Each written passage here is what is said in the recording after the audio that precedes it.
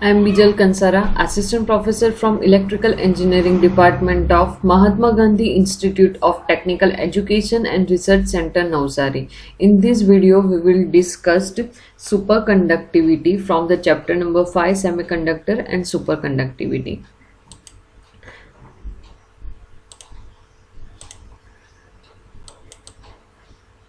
These are the flow of content. Now, introduction to the superconductor.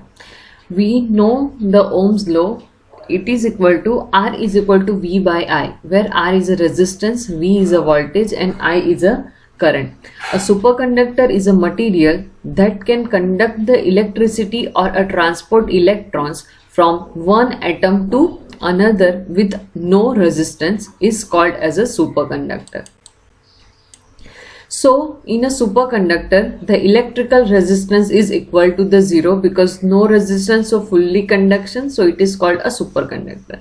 So, if we put R is equal to 0 in Ohm's law equation, V is equal to IR, V is equal to 0. So, superconducting material carry a current with a no applied voltage. So, superconductor is a material that carry a current without applying a voltage. Now, superconductor proper definition: it is a material that loses all its resistance, means offer a zero resistance to flow of electrical current when it is cooled below a certain temperature called a critical temperature, and it is denoted by a Tc. For example of the superconductor: mercury, zinc, niobium, etc. Now, critical temperature. What is a critical temperature? Tc. The temperature at which the material's electrical resistivity drops to a absolute zero is called a critical temperature or a transition temperature, and it is denoted by a Tc. Now, what is a superconductivity? Superconductivity was discovered by a Dutch physicist Hugo Kamerlingh on once in a 1911. He was awarded with the Nobel Prize in Physics in 1913 for his low temperature research. He found that when a pure mercury Hg was placed in a liquid helium, then the mercury suddenly lost its resistivity at the 4.2 Kelvin, and it was found to be a 10 raised to minus 5 ohm into centimeter. Its resistivity is. Some material lose its resistivity when they are kept below the certain temperature. This phenomena is known as a superconductivity. The value of the temperature where the resistivity of the material becomes zero is known as a critical temperature Tc of the superconducting material. This is a graph of resistivity versus a temperature for a superconductor and a normal conductor. This is graph for the superconductor mercury, and this is for the normal conductor. At the certain temperature, its resistivity decreases. Okay. Now, properties of the superconductor. Various important properties of superconductor are given below. First is electrical resistance, effect of magnetic field, Meissner effect, pressure effect, impurity effect, and isotopic mass effect. Now, first is the electrical resistance. Electrical resistance of a superconducting material is very low and is an order of 10 raised to minus 7 ohm. Effect of magnetic field. When a superconductor is placed in a strong magnetic field, its superconductivity destroys at a particular value of an external magnetic field. If a substance is in a superconducting state below its critical temperature, Tc means T is less than Tc, and a sufficiently strong magnetic field is applied, the superconductivity state disappears and a substance returns to a normal conducting state. The minimum value of magnitude field required to destroy a superconducting state is called the critical magnetic field, Hc. The critical magnetic field of superconductor is a function of the temperature. So, the variation of Hc with the temperature is given by this equation. Hc is equal to H0 in bracket 1 minus T upon Tc whole square, where H0 is a critical field at T is equal to 0. When temperature is 0, then critical field is H0. Okay, the critical field is decreasing with the increasing in the temperature. So at the 0, critical field is the highest, then temperature is increasing, critical field is decreasing. Figure gives a graph of Hc versus a temperature in a Kelvin. The material is said to be a superconducting state within the curve, and within the curve it is called as a superconducting state, and outside the curve it's called a normal state. Okay, now third is a Meissner effect. When a superconductor is placed in an external magnetic field, it expels all magnetic flux line from it. This is known as a Meissner effect.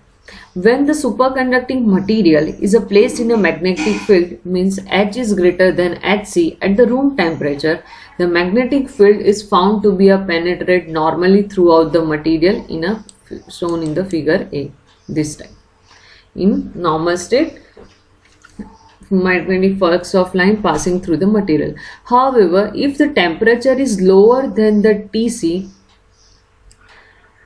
and H is less than Hc, the material is found to reject all the magnetic field penetrating through it as shown in the figure. So material is rejecting this magnetic flux of line.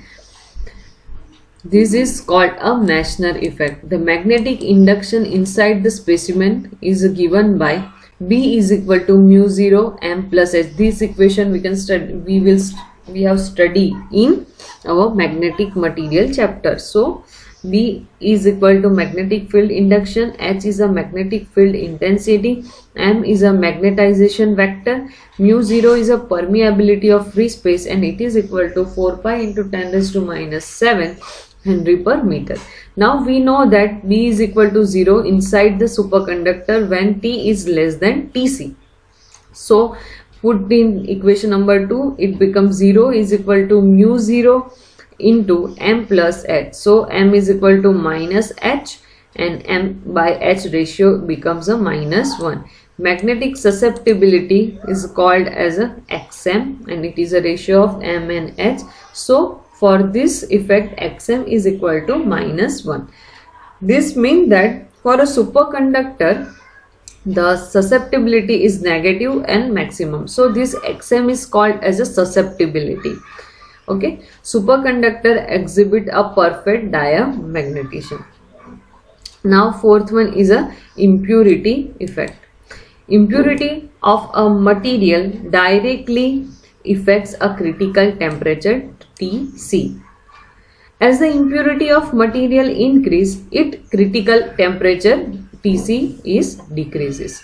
For example, if the pure mercury shows a superconductivity state at the 4.2 Kelvin, then impure mercury will show this state below 4.2 Kelvin. As the impurity increase in a mercury, the value of Tc will shift towards to 0 Kelvin. So temperature impurity increase, critical temperature is decrease, inversely proportional ratio. Next is a pressure effect. So magnetic materials, some material behave as a superconductor when they have placed under the pressure.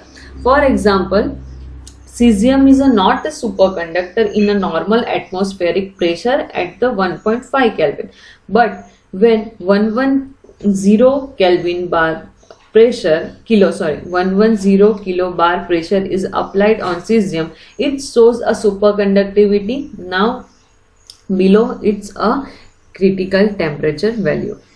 So some material behave superconductor under a very pressure effect. Now sixth one is a isotopic mass effect. The critical temperature Tc of a superconductor is found to vary with the isotopic mass. The relation between Tc and isotopic mass is given by Tc is inversely proportional to under root m, where m is a isotopic mass. The transition temperature is inversely proportional to the square root of isotopic mass of a single superconductor. The phenomena of decrease in a critical temperature with the increase in atomic mass is called isotopic mass effect. Now last is a persistent current. Consider a superconductor ring placed in a magnetic field. When it is cooled below a critical temperature, it becomes a superconducting. The external field induces a current in the ring. When current is made to flow through a superconducting ring which is at the temperature either equal to its Tc value or less than Tc value, it was observed that current was flowing through the material without any significant loss in its value. This steady flow of current in a superconducting ring without any potential deriving is called a persistence current. So these are 7 properties of a superconductor, and this is an important topic exam point of view.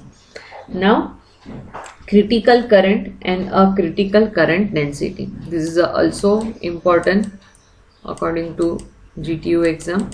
So critical current is denoted by IC. When a current is passed through a conductor under a superconducting state, the magnetic field is developed. If current increased beyond a certain value of magnetic field, increased up a critical value at which conductor returns to its normal state. So this value of current is called a critical current, and its equation is IC is equal to 2 pi R H C, where IC is a critical current, R is a radius of superconducting, and Hc is a critical magnetic field. So here figure show the persistent current effect in a superconductor.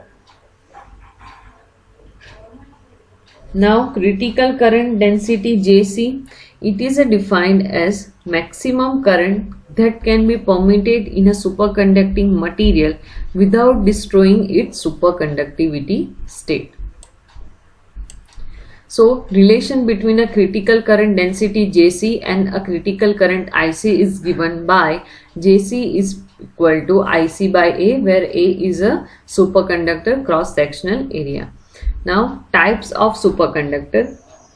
There are 2 types of superconductor, type 1 and type 2. There is no difference in a mechanism of a superconductivity in both types. Both have similar thermal property at the transition temperature in a zero magnetic field.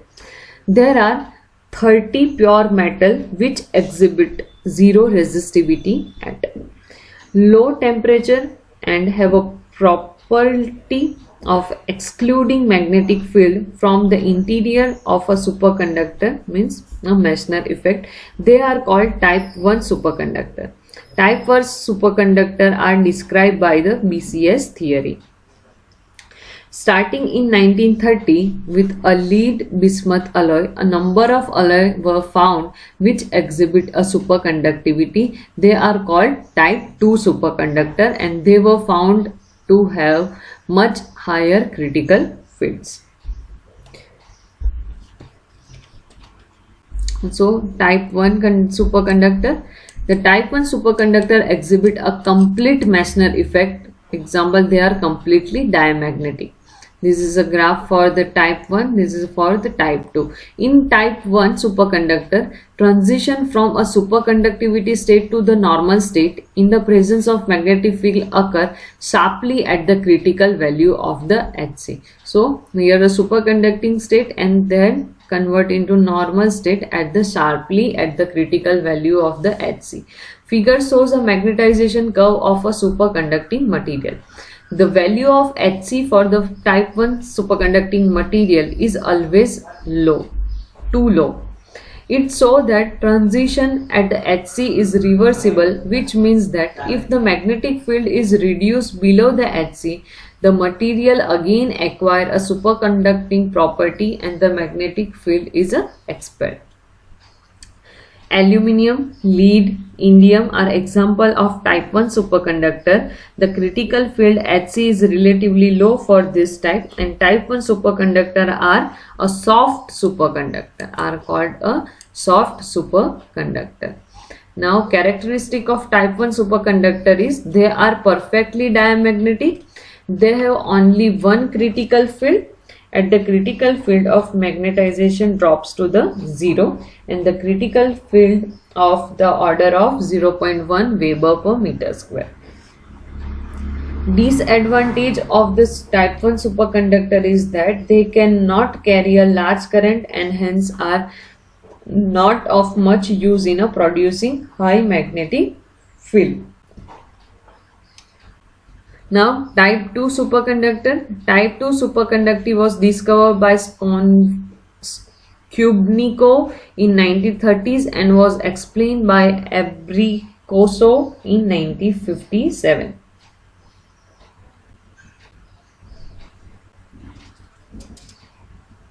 Type 2 superconductor, also known as a Hard superconductor, and it's characterized by a two critical field Hc1 and Hc2, where Hc1 is less than Hc less than Hc2. It exists in a three state: superconducting, mixed, and a normal. The transition from a superconducting state to a normal state in this figure. Transition from a superconducting state to the normal state occurs gradually as the magnetic field is increased from Hc1 to the Hc1 to Hc2. So it's superconducting state to normal state at this transition. For an applied field below Hc1, the material is a perfectly diamagnetic, hence the field is a completely exclude. Hc1 is called a lower critical field. At the Hc1, the field start to thread the specimen and this penetrates increase until Hc2 is reached, at which the magnetization vanishes and the specimen becomes a normal. Hc2 is called a upper critical field. In the region between Hc1 and Hc2, the material is in a mixed state or a vertex state. The value of Hc2 for type 2 may be 100 times more than even higher than type 1 superconducting material. As Hc2 and Tc of this material are higher than type 1 superconductor, type 2 superconducting material are most widely used in all engineering applications.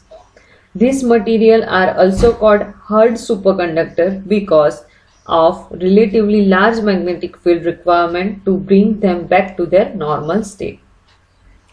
This is a type 2 superconductor. Now comparison between the type 1 and type 2 superconductor. So type 1, these superconductor are called soft superconductor. These are called hard superconductor. They exhibit a Meissner effect. They do not exhibit complete Meissner effect.